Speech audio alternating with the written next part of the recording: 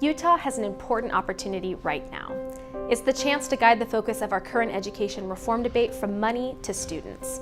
It's our response to this moment that will set the stage for how Utah approaches education for our children in the future. The big question is this: what will Utah do to reform education? Will it be more money through a tax hike, or will it be more than that? Sutherland Institute makes this request. Let us make sure that our education reform debate, language and policy, is focused on the student, not simply money. And when we do discuss money, let it be coupled with very intentional questions, like how will this be spent to maximize the learning of the individual student? How are we innovating to make sure that funds are spent in a way that reaches the one? I have not yet met an education advocate who didn't want a bright future for our students.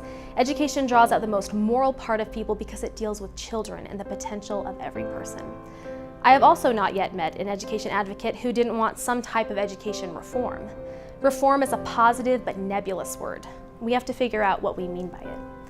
Education reform is about more than dollar figures. There is little correlation between spending and student outcomes. Exponential federal spending has resulted in stagnated outcomes in the past few decades. It's how we spend money that matters most. So, what will Utah do to truly reform education? On the one hand, if Utah rejects the tax hike, have we won? Have we moved the ball forward in education?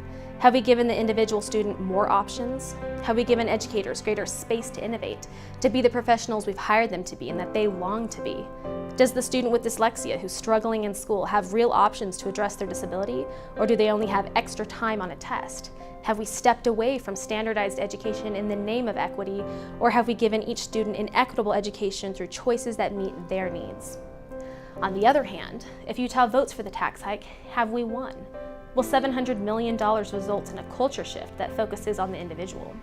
Will public education be better fitted to the pace of the child who needs more time, the one who's ready to move on, or the one who needs a different environment? Will schools be suddenly more motivated to innovate with a tax hike proposal that never mentions the word innovate, innovation, or innovator in its text? If we get enough funding to go from a national ranking of 51st to 50th, or even 50th to 49th in per pupil spending amounts, are we reformed?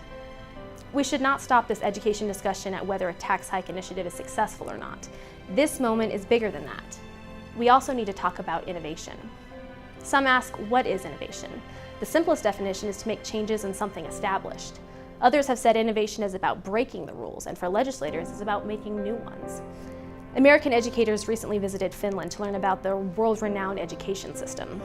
Their main takeaway was summed up in this quote: "There's no secret to education. There's no secret formula that they're doing right and we're doing wrong. They're just trying new things and being innovative and giving teachers more power." Sutherland's position on education policy is that human beings are magnificent. We are created to learn, but we are each different. We recognize that education is much broader than the K through 12 or P through 16 system we have created. It's an innate process fixed on the learning and potential of the individual. Sutherland's position on a tax hike for education falls under the banner "No taxation without innovation."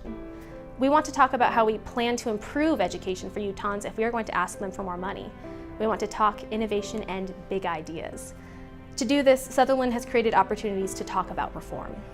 In addition to our website, we are hosting 4 in-person policy panel events that discuss how innovative ideas are addressing certain hot topics across the state, including the teacher shortage and at-risk student populations. We ask that Utah's education reform not get lost in dollar figures or per pupil spending amounts. We ask that we take this opportunity to talk about more, and that we answer the question, how is Utah going to reform education? Submit your innovative ideas to our website, come to our policy panel events, join the conversation.